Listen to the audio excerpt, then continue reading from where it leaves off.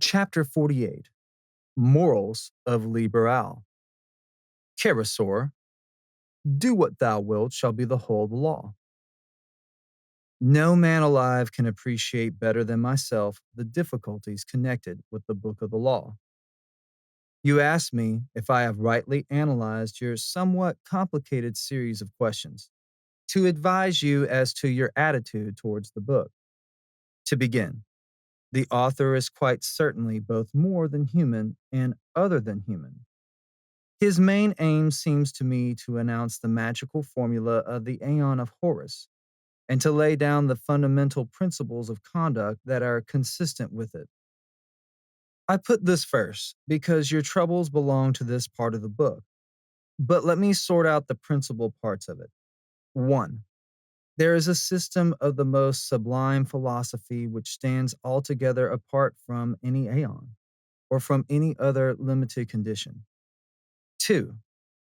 There is a considerable proportion of the contents which appear to refer to the beast and the Scarlet Woman personally, but these titles may be assumed to refer to anyone who happens to hold either of those offices during the whole period of the Aeon, approximately 2,000 years. 3. The sex morality of the book is not very different from that maintained secretly by aristocrats since the world began. It is the system natural to anyone who has psychoanalyzed away all his complexes, repressions, fixations, and phobias. 4. As matriarchy reflected the formula of the Aeon of Isis, and patriarchy that of Osiris, so does the rule of the crown and conquering child express that of Horus. The family, the clan, the state count for nothing. The individual is the autarch. 5. The book announces a new dichotomy in human society. There is the master and there is the slave, the noble and the serf, the lone wolf and the herd. Nietzsche may be regarded as one of our prophets, to a much less extent, Die Gobineau. Hitler's Herrenvolk is a not too dissimilar idea, but there is no Volk about it. And if there were, it would certainly not be the routine loving, uniform obsessed, law abiding, refuge seeking German. The Briton, especially the Celt, a natural anarchist, is much nearer to the mark. Britons will never get together about anything unless and until each one of them feels himself directly threatened. Now, here I must tell you a story which may throw a good deal of light on much that is obscure in the political situation of the 1925 to date. The Venerable Lady, S.H. Sorer, 8th degree, who, on the death of S.H. Frater, 8th degree, O.T.O Gerbardi, succeeded him as my representative in Germany. Note that all of this pertains to the AA. The O.T.O is not directly concerned. Attained the grade of hermit, Al, chapter 1, verse 40. Watching the situation in Europe, she became constantly more convinced that Adolf Hitler was her magical child, and she convinced it to be her duty to devote her life, for the hermit gives only of his light unto men, to his magical education. Knowing that the hegemony of the world would fall to the nation that first accepted the law of Thelema, she made haste to put the book of the law in the hands of her child. Upon him, it most undoubtedly made the deepest impression, especially as she swore him most solemnly to secrecy as to the source of his power. Obviously, he would not wish to share it with others. From time to time, when circumstances suggested it, she wrote to him, enclosing pertinent sections of my commentary, of which I had given her a copy at the time of Zeugnis. Had Hitler been a less abnormal character, no great mischief, or at least a very different kind of mischief, might have come of it. I think you have read Hitler Speaks. If not, do so. His private conversation abounds in what sounds almost like actual quotations from the Book of the Law. But the public man's private conversation can be repeated on the platform only at the risk of his political life, and he served up to the people only such concoctions as would tickle their gross palates. Worse still, he was the slave of his prophetic frenzy. He had not undertaken the balancing regimen of the curriculum of the AA. And, worst of all, he was very far indeed from being a full initiate, even in the loosest sense of the term. His Weltanschauung was accordingly a mass of personal and political prejudice. He had no true cosmic comprehension, no true appreciation of first principles, and he was tossed about in every direction by the varied conflicting forces that naturally concentrated their energies ever more strenuously upon him as his personal position became more and more the dominating factor, first in domestic and then in European politics. I warned our SH Sora repeatedly that she ought to correct these tendencies, but she already saw the success of her plans within her grasp and refused to believe that this success itself would alarm the world into combining to destroy him.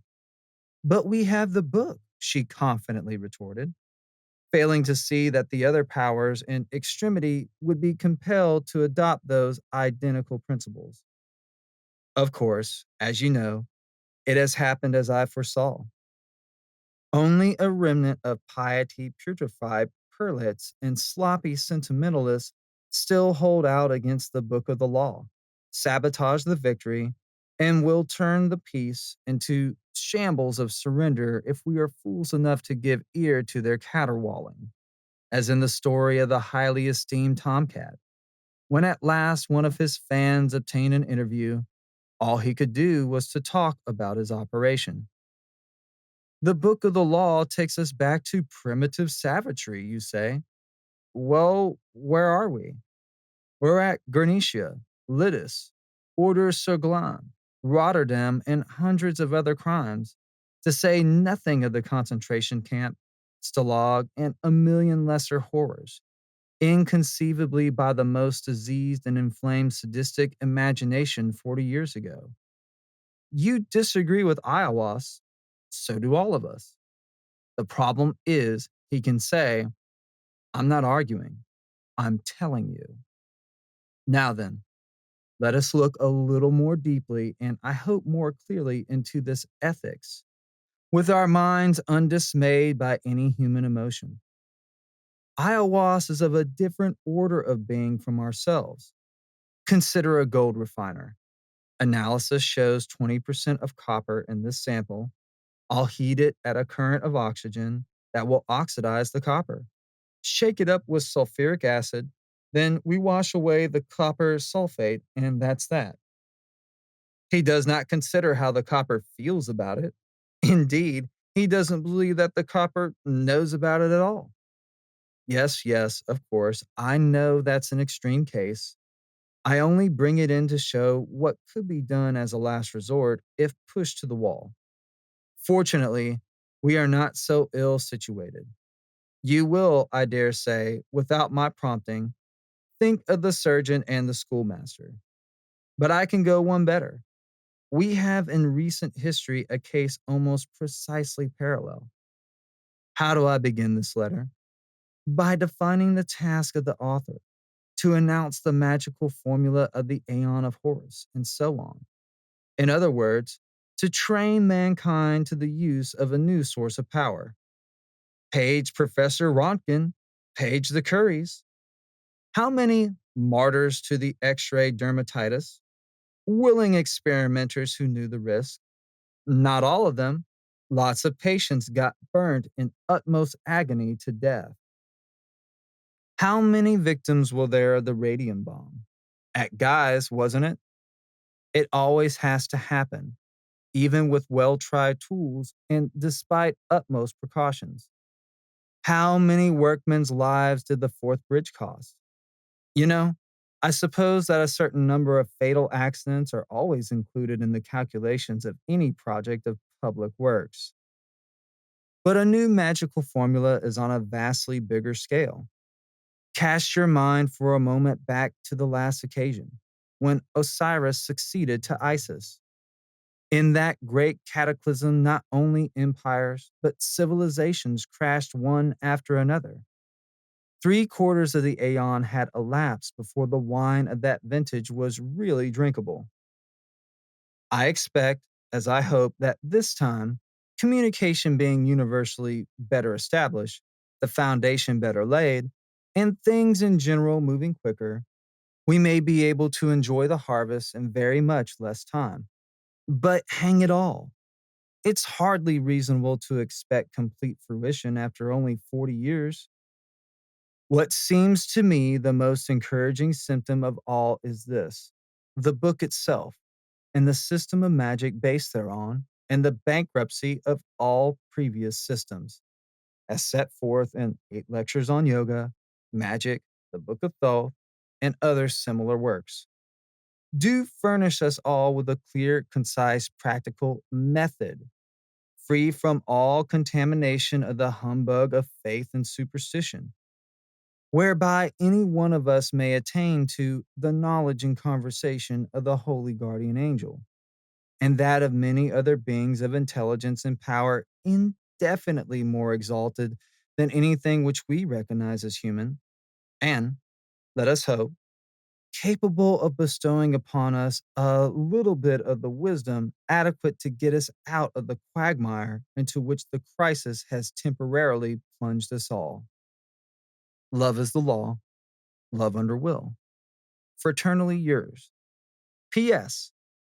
It has seemed better to make a postscript of the most important arguments of all, for it is completely separate. It is this: the book's meaning is not only in English. See chapter 1, verses 36, 46, 54, 55.